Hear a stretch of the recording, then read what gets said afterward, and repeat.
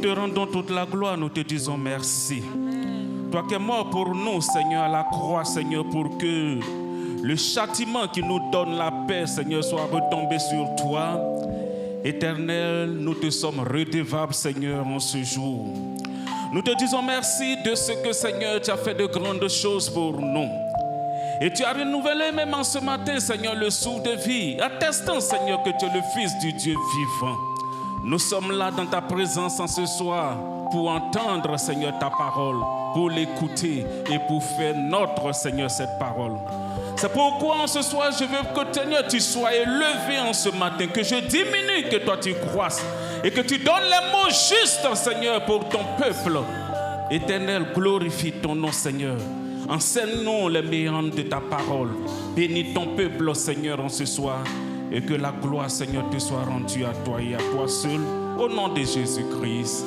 Amen. Amen. Que le nom de Dieu soit béni. Que Dieu nous bénisse.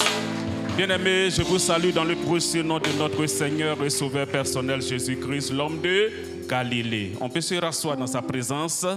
Je salue tous nos frères et sœurs aussi qui nous suivent en ligne sur les réseaux sociaux. Soyez bénis. Vous qui êtes en présentiel aussi, soyez bénis. Le Seigneur est pour nous, qui peut être contre nous.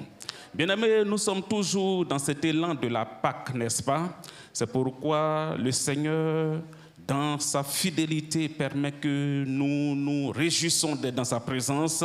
Et en cette deuxième semaine après la Pâque, bien-aimés, le Seigneur a une parole pour nous. Réjouissons-nous dans sa présence. Et il nous demande de faire cette lecture dans le livre de Romains, chapitre 6, verset 13. On va lire la parole du Seigneur. Romains, chapitre 6, verset 13. La personne qui trouve fait la lecture.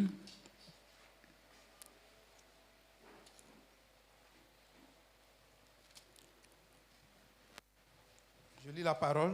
Amen. Ne livrez pas vos membres au péché comme des instruments d'iniquité. Amen. Mais donnez-vous vous-même à Dieu comme étant vivants de mort que vous étiez et offrez à Dieu vos membres comme des instruments de justice. Amen. Amen. On se tient toujours debout et on va lire Romains 8, chapitre 8, verset 13. Romains chapitre 8, verset 13. Si vous vivez selon la chair, vous mourrez. Mais si par l'esprit, vous faites mourir les actions du corps, vous vivrez. Amen. Amen. Acclamons le Seigneur pour sa parole. Que le nom de Dieu soit béni. On peut se rasseoir dans sa présence. Merci Seigneur pour ta parole. Enseigne-nous Seigneur et que la gloire te soit rendue au nom de Jésus. Bien-aimés, voici la parole du Seigneur pour nous.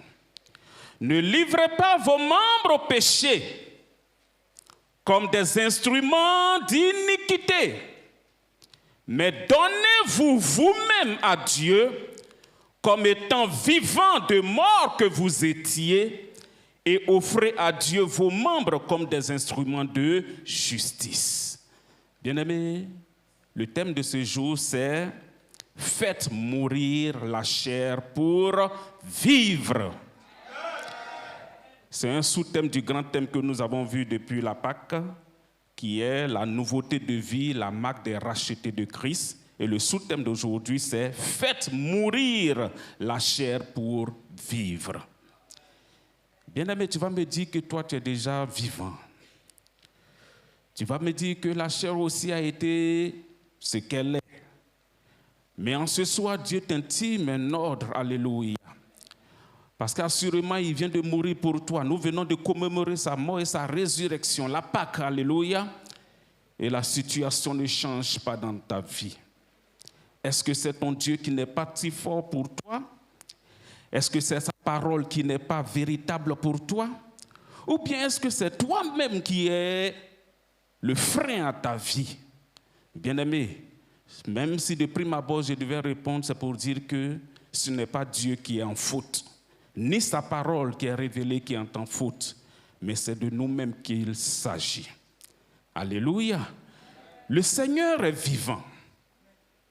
Et le Seigneur fait des choses comme il veut, quand il veut, partout où il veut. Le Seigneur l'a dit dans sa parole qu'il n'abandonne pas son peuple. Il nous l'a dit qu'il ne nous délaissera jamais, il ne nous abandonnera jamais. Il sera avec nous jusqu'à la fin du monde. Mais en ce soir, Dieu veut te parler pour te dire que ton ennemi, ce n'est pas ton prochain qui est autour de toi que tu vois. Ton ennemi, il est à l'intérieur de toi-même. Et ton ennemi s'appelle la chair de péché et de mort. Bien-aimé, il dit, faites mourir la chair pour vivre. C'est pourquoi l'apôtre pouvait le dire, ne livrez pas vos membres au péché. On va demander à tout un chacun quels sont les membres que le corps humain a. On va dire les membres inférieurs, les membres supérieurs, les bras et puis les pieds. Et Dieu même parle de ces membres, parce que ce sont nos pieds qui nous envoient aller faire de mauvaises choses. Ce sont nos mains aussi qui font de mauvaises choses, voler, tuer, et prendre ce qui n'est pas nous, et extorquer ou faire des choses. Et c'est nos pieds qui nous envoient aussi dans les endroits qui ne glorifient pas le nom de Dieu. Il y a un autre membre, la langue que nous avons. L'apôtre Jacques pouvait le dire, elle est petite. De la même manière, le gouvernail des bateaux, c'est un petit volant qui est là, qui, même si c'est le Titanic, les paquebots, c'est ce petit gouvernail-là qui oriente le grand bateau. De cette même manière, notre langue-là, c'est elle qui nous oriente. Les animaux peuvent être domptés. Le bateau, même en tournant, on peut dompter. Mais la langue, l'apôtre Paul Jacques le dit, qui peut la dompter? C'est elle qui fait les guerres, les crises entre les frères et les sœurs, entre les continents, entre les pays, entre les nations. Et c'est elle aussi qui fait que, assurément, nous ne pouvons pas être agréables à Dieu. Parce que Jésus, lorsqu'il était sur cette terre, nous a dit que ce n'est pas ce qui entre en nous qui nous suit, mais c'est ce qui sort qui suit le corps. Bien-aimé, Dieu te dit en ce soir, avec cette nouvelle année spirituelle que tu es en train de vivre, de ne plus livrer tes membres au péché. De ne plus permettre à la chair, à Satan et même au monde d'utiliser tes membres pour faire des choses qui ne glorifient pas Dieu. Parce que quand tu les utilises comme des instruments d'iniquité. Qui parle d'instruments, parle, bien-aimé de l'Éternel, d'un moyen. C'est-à-dire que d'eux-mêmes, ils ne peuvent pas bouger. D'eux-mêmes, ils ne peuvent pas faire quoi que ce soit. Mais comme la chair est là et qui téléguide ces instruments-là, ces instruments aussi s'en vont faire ce qu'ils veulent faire. Et ça fait plaisir à la chair. Et pourtant, quand tu fais plaisir à la chair, c'est que tu es en inimitié contre Dieu. Dieu, bien-aimé de l'Éternel, te dit en ce soir que tes mains, que tes pieds, que ton corps tout entier lui appartiennent. Alléluia. C'est pourquoi ils ne doivent pas être livrés au péché. Parce qu'il te dit, l'autre qui te dit, bien-aimé, que tu faudrait que tu te donnes toi-même à Dieu. Pourquoi? Dieu ne peut pas venir te trouver un matin et te dire qu'il faudrait que tu te donnes toi-même à Dieu. C'est parce qu'il a fait quelque chose de gigantesque. C'est parce qu'il est mort à la croix pour toi. Et il a payé le prix pour que plus jamais le péché n'ait de domination sur toi. Plus jamais tu puisses être toujours son esclave. Mais Dieu te dit, comme lui t'a racheté à un grand prix, désormais tu dois être à lui tout entier. Parce qu'il te dit, comme étant vivant de mort que vous étiez. Dieu te disait, il te le répète, il te l'a dit, il te dit et te le dira toujours que lorsqu'il est venu à toi, il t'a trouvé mort. Parce que s'il venait dans cet état pour te prendre, te trouver dans cet état-là, assurément ce n'était pas avec lui que tu allais être, mais tu serais dans le camp de l'autre. Mais aujourd'hui, Dieu te parle. Il te dit que tu étais mort, mais maintenant tu es devenu vivant à cause de lui. Et si tu vis, comme Galates 2, verset 20 pouvait le dire, si je vis, ce n'est plus moi qui vis, c'est le Fils de Dieu qui vit en moi. Pour ce que je vis dans ma chair, là, je le vis pour le Fils de Dieu qui s'est lui-même livré à la croix de Golgothée pour moi. Bien-aimés, soupesons ces choses. Le Seigneur a fait de grandes choses pour nous. Et la marque indélébile qu'il nous a donnée, l'Esprit de Dieu qui nous a donné, et sa faveur qui nous a donné, bien-aimés, ne nous amusons pas avec ces choses. C'est pourquoi il nous parle aujourd'hui. Faites mourir la chair pour vivre. Aujourd'hui, il y a un choix devant nous, devant toi, mon frère, devant toi, ma soeur, devant toi, servante, serviteur de l'Éternel. Il faudrait que tu fasses un choix, parce que la vie est un choix. Il te dit de faire mourir la chair pour que tu puisses vivre. Mourir, c'est-à-dire faire expier, faire cesser, supprimer, faire des choses qui ne donnent plus vie à la chair, bien-aimé. Mourir, c'est disparaître, faire disparaître la chair. Faire périr la chair. Faire agoniser la chair. Supprimer la chair. Faire finir ses actions. Faire cesser la chair de vivre. Faire trépasser la chair. C'est vraiment important que la chair soit crucifiée. C'est ce qu'on veut dire. C'est vrai que le Seigneur l'a déjà maintenu crucifié. Il a déjà fait cela à la croix de Golgotha pour toi. Mais aujourd'hui, qu'est-ce que tu dois faire? Est-ce que tu dois laisser cette chair-là avoir cette propension à toujours vouloir faire des choses au travers de ta vie pour que tu sois trouvé rebelle devant Dieu? Bien-aimé, si tu as connu le Seigneur, tu dois refuser les désirs et les passions de la chair. Tu dois maintenir la chair crucifiée pour que, assurément, la gloire revienne à Dieu et à lui seul. Pour vivre, il faut exister, n'est-ce pas? Il faut subsister, il faut pouvoir se perpétuer. C'est cela, bien-aimé, le Seigneur veut pour toi. Il ne veut pas que tu sois là, timoré, tu sois là, enfant de Dieu, et tu sois toujours dans le spleen, toujours dans des situations difficiles, toujours dans quoi que ce soit qui ne glorifie pas ton nom. Et pourtant, oui, il te le dit, mon peuple périt par manque de connaissance. La connaissance est que il y a une entité en toi, et que depuis 2000 ans, le Seigneur a résolu la situation de cette entité pour que tu ne sois plus trouvé esclave, mais que tu sois trouvé esclave de Dieu. Cette entité, c'est la chair. Et Romains 8 le dit si bien, bien-aimé de l'Éternel. Il dit, car chose impossible à la loi, parce que la chair la rendait sans force, Dieu a condamné le péché dans la chair en envoyant à cause du péché son propre Fils dans une sphère semblable à celle du péché. Bien-aimé, Jésus a résolu cette situation. Parce que Dieu a utilisé tout ce qui est péché en nous et il a condamné la chair. C'est pourquoi Jésus, il n'est pas venu en esprit, mais il est venu en chair, alléluia, pour que lui-même il puisse vivre la vie que nous vivions. Et la parole de Dieu déclare que toute sa vie, il n'a commis aucun péché. Alléluia. Et c'est pourquoi quand il est mort, il est ressuscité, il a pris la clé de la mort et du séjour des morts. Et il t'a communiqué cela. Pour que désormais, bien-aimé, tu sois trouvé triomphateur devant Dieu. Tu sois trouvé plus que vainqueur devant Dieu. Tu dois trouver quelqu'un qui est assis, oui, bien-aimé de l'Éternel, dans les félicités avec Dieu. Bien-aimé, le péché ne doit plus dominer sur toi. C'est pourquoi tu dois véritablement ne pas t'amuser avec la chair qui est en toi, qui a des désirs qui sont des désirs contraires à ceux de l'Esprit de Dieu. Et la parole de Dieu te déclare que la chair ne peut pas se soumettre à Dieu. Elle ne veut pas et elle ne le peut même pas se soumettre. C'est pour te dire qu'il y a un combat en toi. C'est le combat de la foi, alléluia. Le combat, ce n'est pas le combat des démons, mais le combat pour maintenir cette chair crucifiée tout au long de ta vie jusqu'à ce que Jésus revienne. Bien-aimé, c'est ce combat que nous devons livrer. Pour dire quoi? Pour dire que la vie chrétienne, le Seigneur Jésus l'a résolu déjà pour nous. Si et seulement si nous acceptons de renoncer à nous-mêmes, si et seulement si nous acceptons de suivre ce que le Seigneur nous demande, si et seulement si nous obéissons à sa parole, bien-aimé, Dieu te dit qu'il a déjà tout accompli. Alléluia, Jésus l'a dit à la croix. Mais pourquoi nous sommes encore là, en train de nous torpiller, en train de chercher quoi que ce soit, en train de nous morfondre, en train de soupéser quoi que ce soit? Oui, bien-aimé, pourquoi? C'est parce que nous n'acceptons pas l'œuvre que le Seigneur a accomplie à la croix. C'est parce que nous sommes, bien-aimés, des personnes endurcies. C'est parce que nous voulons faire notre propre volonté et non faire la volonté du Seigneur. Et pourtant, Dieu dit, c'est sa volonté qui doit être faite. Notre Père qui es aux cieux, que Que ta... C'est tout.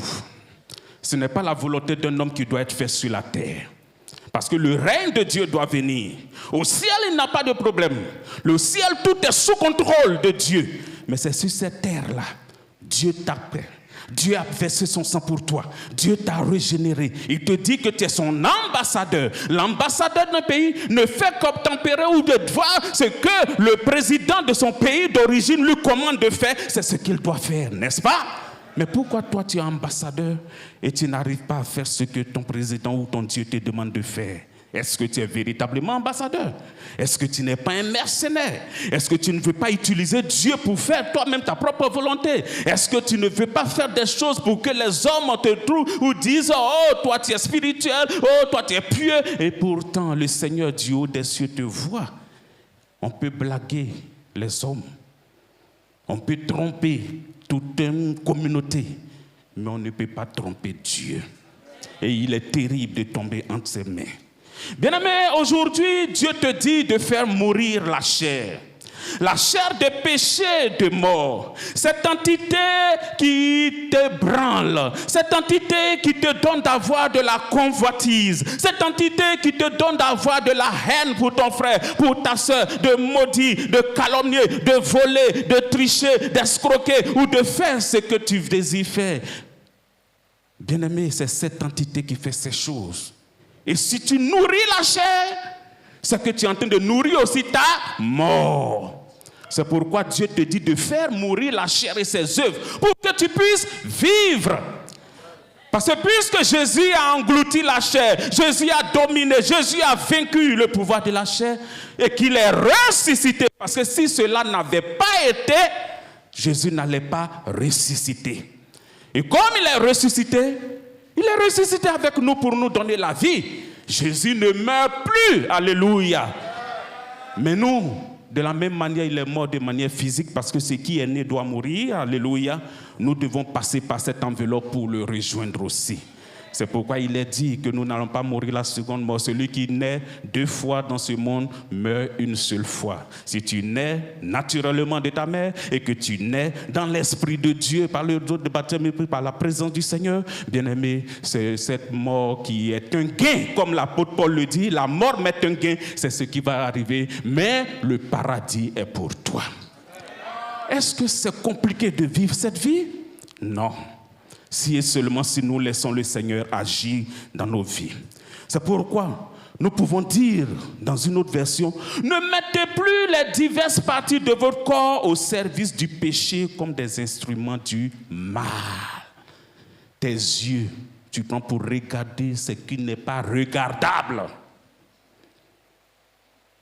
Ta bouche, tu prends pour mettre dans ce qui n'est pas véritablement agréable. Tes doigts, tes pieds, ton corps tout entier, ce sont tes membres. N'utilise pas cela pour faire du mal, pour commettre l'iniquité, pour commettre le péché. L'impudicité, l'ivrognerie, le mensonge et toutes ces choses. Bien aimé, quand on regarde tout ce que Galates chapitre 5 verset 22 le dit, 19 à 22, bien aimé, c'est la vie de l'homme. Comme Jésus est venu pour que toute la loi soit synthétisée en 2. C'est-à-dire, tu aimeras ton Dieu de tout ton cœur, de toute ton âme, de tout ton esprit, de toute ta pensée, et tu aimeras ton prochain comme toi-même. Alléluia. Ce que le Seigneur est en train de dire par rapport à la chair, de péché et de mort, le problème c'est au niveau de nous les hommes. Entre Dieu et nous, bon, si ça va réellement, ça va aussi aller entre nous et nos frères. Alléluia. Parce que quand on commet la cupidité, c'est contre nos frères, Dieu. Quand nous commettons le péché, l'idolâtrie, l'adultère, l'impudicité, c'est contre les frères ou les sœurs. Quand nous volons, c'est le frère que nous avons volé ou la sœur. Tout ce que nous pouvons poser comme action, jalousie, méchanceté, c'est contre un frère. Alléluia. Et c'est la chair de péché qui fait cela. Elle aime, elle a des passions, elle a des désirs. Et toi, si tu ne laisses pas l'Esprit de Dieu t'assujettir, alléluia, l'Esprit de Dieu faire sa volonté en toi, tu ne pourras pas dominer sur la chair. Il dit au contraire, offrez-vous à Dieu comme des êtres revenus de la mort à la vie.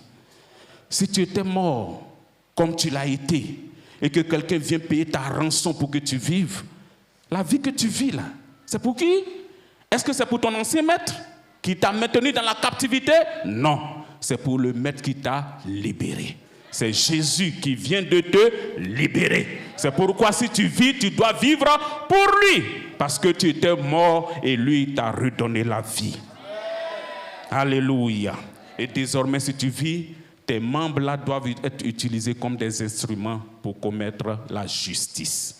Bien-aimé, il te le dit encore. Si vous vivez selon la chair, vous mourrez. Alléluia. Car si vous vivez selon votre propre nature, c'est ça la chair, tu vis selon ta propre nature, bien-aimé, Dieu te dit que tu vas mourir. Tu vas mourir. Il est le Dieu bon. Il est le Dieu de grâce. Il est le Dieu dont la mansuétude est incommensurable, la bonté est infinie. Il est le Dieu de miséricorde. Mais à ce soir, il te dit, en tant que servante, serviteur de Dieu, en tant qu'enfant dans sa présence, et nous rappelons cette partie qui dit, mon peuple périt par manque de connaissance. Il te dit, si tu vis selon la chair, tu mourras. Alléluia. Parce que la chair, là, le péché est dedans. Et Romains 6, verset 23 dit, or, le salaire du péché, c'est la mort. Alléluia. Choisissons de vivre par Jésus-Christ, par son don gratuit. Alléluia. Dieu nous demande donc de faire mourir les œuvres de la chair pour pouvoir vivre dans sa présence et pour pouvoir vivre dans cette ville-là. Dieu est fidèle, bien-aimé. Il ne t'abandonne pas. Il ne t'a pas donné un esprit de timidité. Alléluia. Mais il t'a donné un esprit de force et de puissance. Il t'a donné un esprit capable de te soutenir dans tes faiblesses. Car il te dit que ma grâce te suffit car ma puissance s'accomplit dans ta faiblesse. C'est là où tu es faible que le Seigneur est fort. Alléluia. Dieu fait des choses inouïes. Et aujourd'hui, il te parle encore. Certainement que tu vas dire que le péché, oh, tu l'as maîtrisé. Et pourtant, la chair du péché est de mort. Et cette entité insatiable, cette entité qui ne peut pas disparaître de ta vie, elle sera toujours là. Mais ce que ton Dieu te demande de faire, c'est de la maintenir crucifiée. Parce que toi-même, tu ne peux pas la crucifier encore. C'est Jésus seul qui peut crucifier cette chair. Toi, tu dois la maintenir crucifiée pour que tu puisses l'utiliser comme des instruments de justice. Ne te soumets pas à la chair. Parce que Dieu, en ce jour, pour cette nouvelle année qui commence, il veut que tu changes ta manière de marcher avec lui. Et c'est pourquoi il te le dit de marcher en nouveauté de vie. Et pour pouvoir marcher en nouveauté de vie, il faudrait que tu fasses mourir les œuvres de la chair. Et tu vas me demander comment est-ce que nous pouvons faire mourir les œuvres de la chair. C'est pourquoi je voulais que tu notes maintenant le premier point.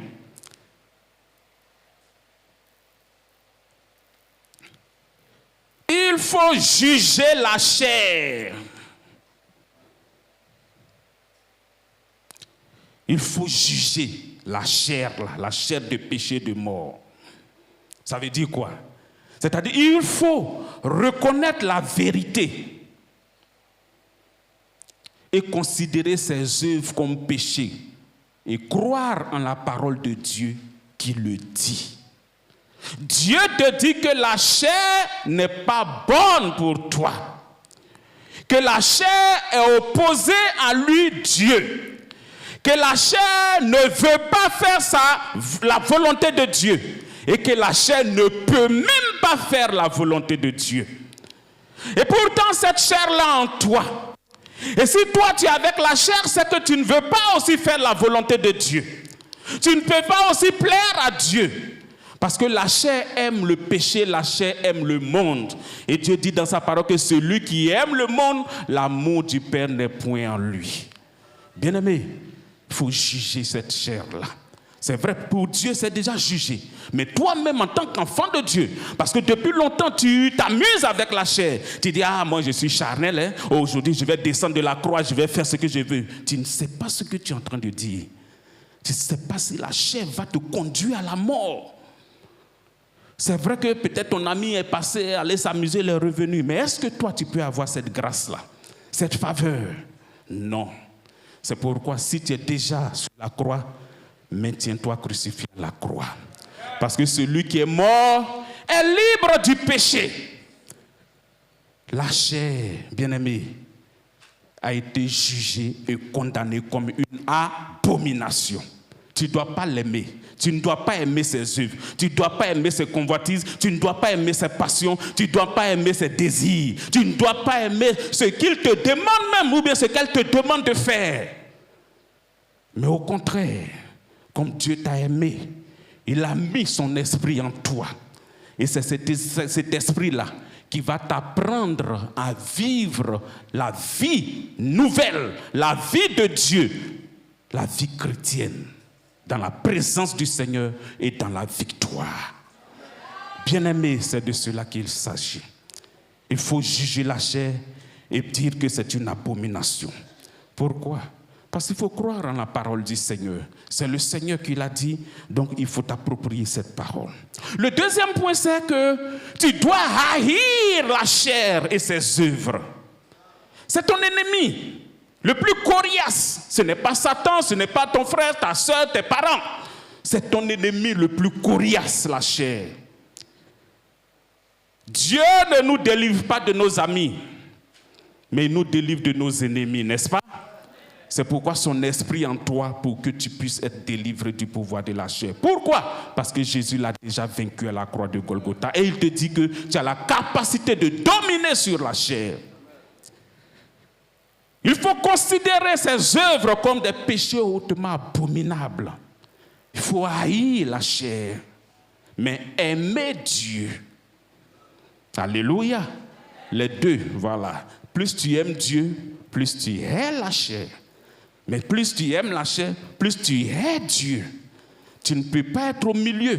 Comme un ministre pouvait le dire, un pied dedans, un pied dehors, c'est dehors. Dieu, ce n'est pas la quantité.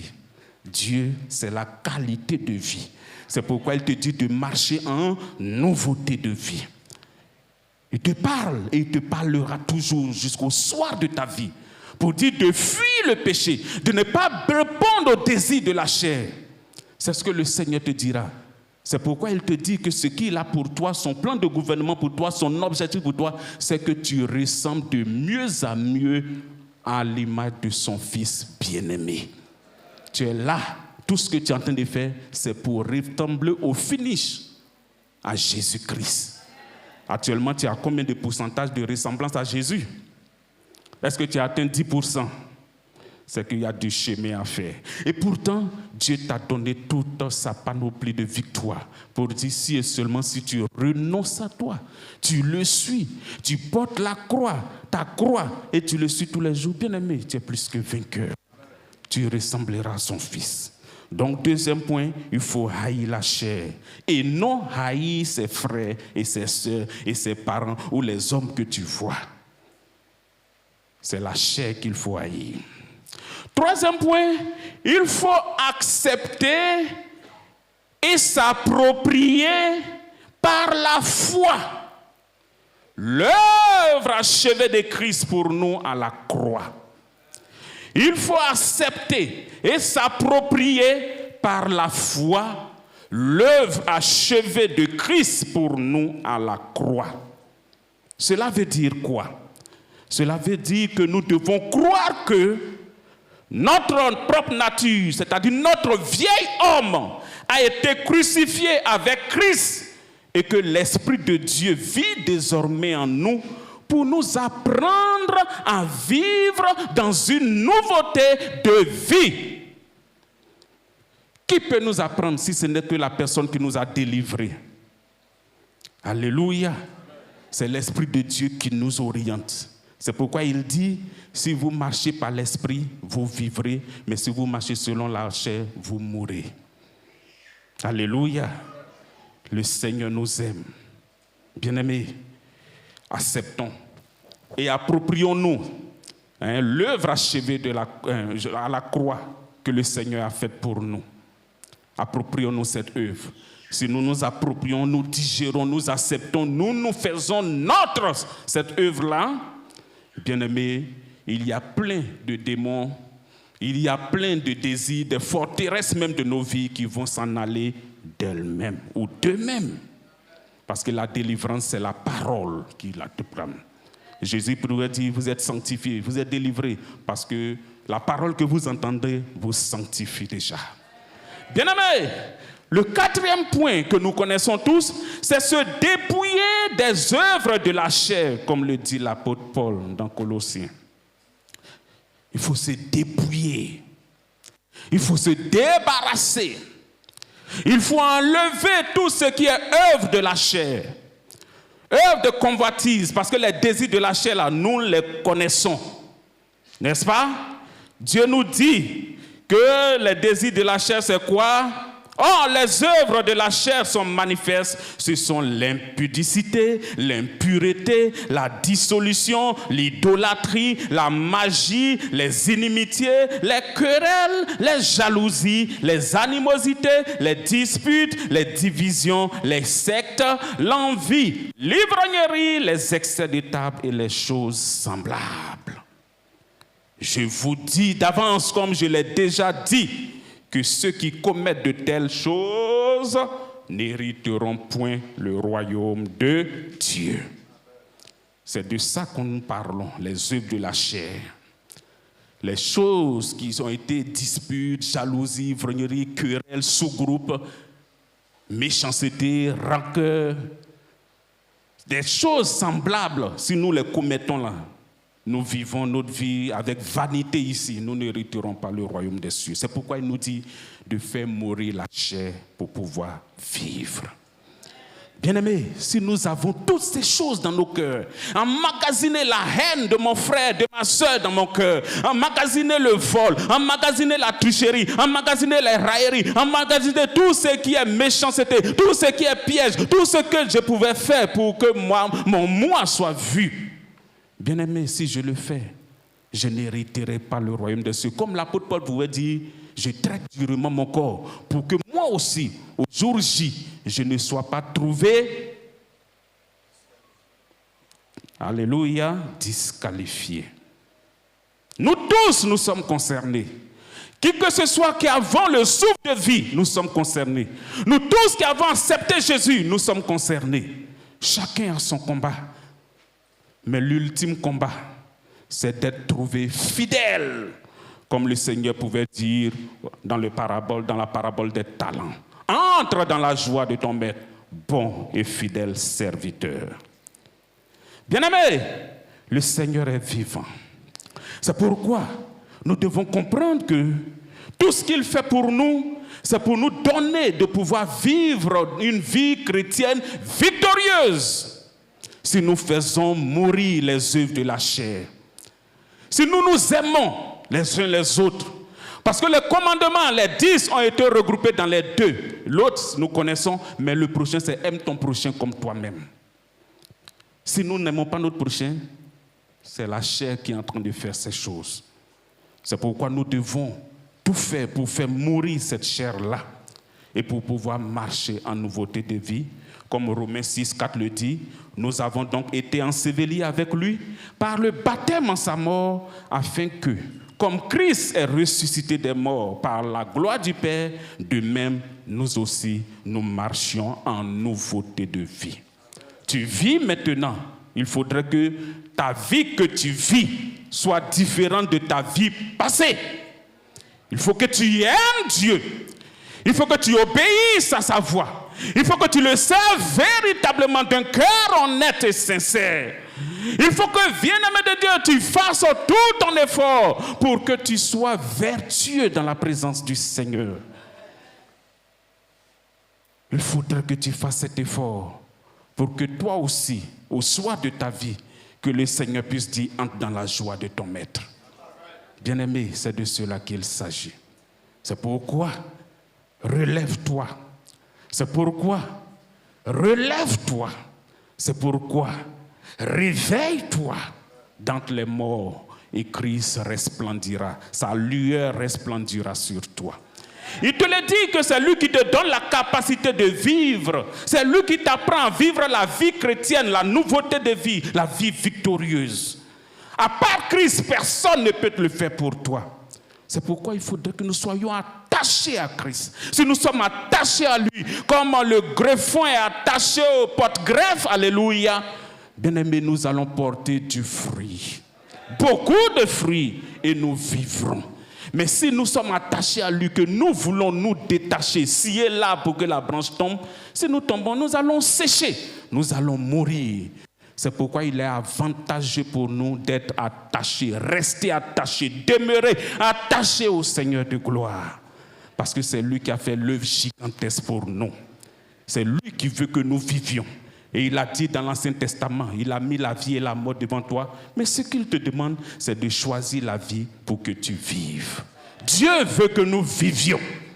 Il veut que tu vives, bien-aimé du Seigneur. Mais la vie ne se trouve qu'en Jésus-Christ. Et même une vie plus excellente, la vie éternelle. Le Zoé de Dieu. C'est de cela qu'il s'agit. Tu vas dire, toi, tu as vécu toute ta vie. Non. Aujourd'hui, même si tu as accepté Jésus, c'est une nouvelle vie qui commence pour toi.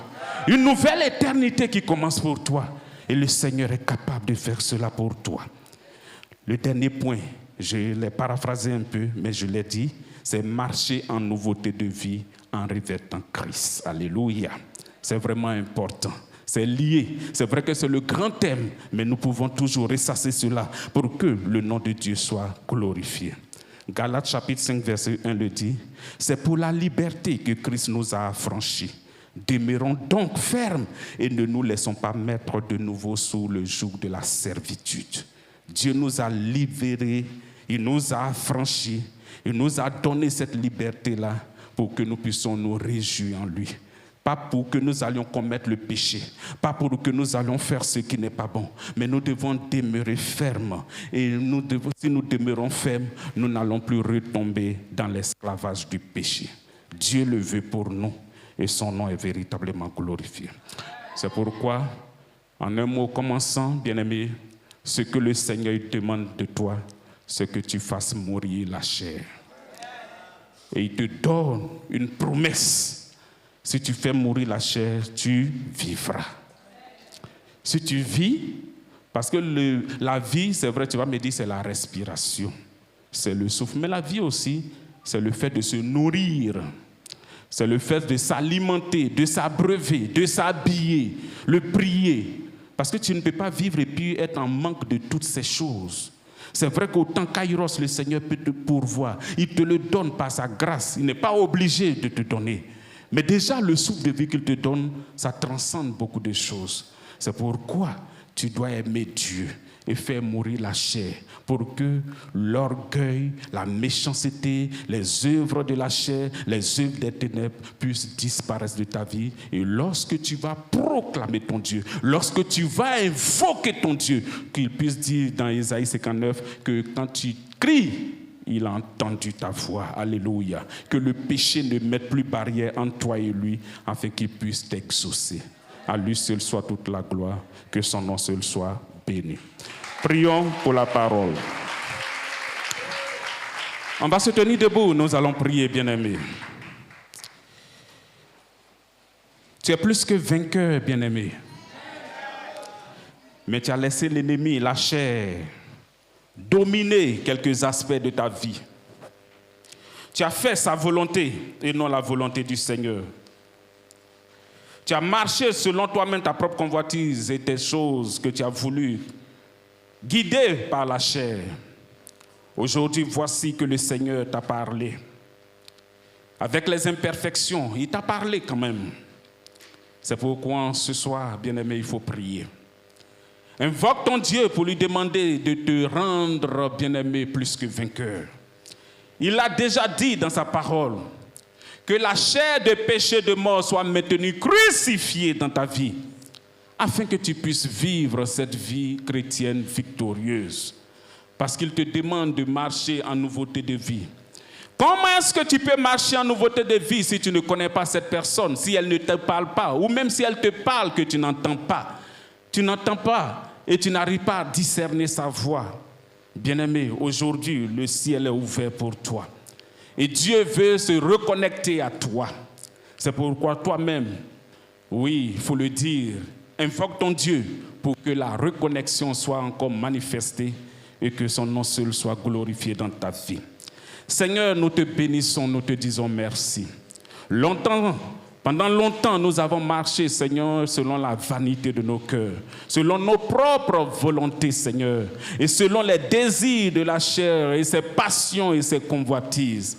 Voici, Seigneur, ce soir, tu nous demandes, Seigneur, de faire mourir la chair et ses œuvres, afin que nous puissions vivre. Nous venons, Seigneur, t'invoquer en ce jour, afin que tu viennes au secours de nos infirmités. Que tu nous rendes capables, Seigneur, de pouvoir faire ce que tu nous demandes. Oh, Éternel, mon Dieu, mon roi. C'est toi qui l'as dit et c'est toi qui peux le faire en nous. C'est toi qui as la capacité de nous amener à la perfection, à l'absolu, Seigneur. Oui, tu l'as dit et tu le feras, Seigneur, attestant, Seigneur, que tu es le Fils de Dieu vivant. Nous te bénissons, nous te rendons toute la gloire et nous te demandons, Seigneur, de continuer à nous rendre toujours plus que vainqueurs et que la chair, Seigneur, soit toujours assujettie et que ses œuvres et que ses désirs, Seigneur, soient renversés totalement dans nos vies et que désormais, si nous vivons, que ce soit, Seigneur, le verset de Galates chapitre 2, verset 20, Seigneur, qui s'applique à notre vie, Seigneur, qui s'attache à notre vie, Seigneur. Nous te bénissons. Merci pour ton peuple. Merci pour ta parole dans leur vie et dans ton cœur. Merci pour toutes choses. Au nom de Jésus. Amen. Que Dieu nous bénisse. Que Dieu...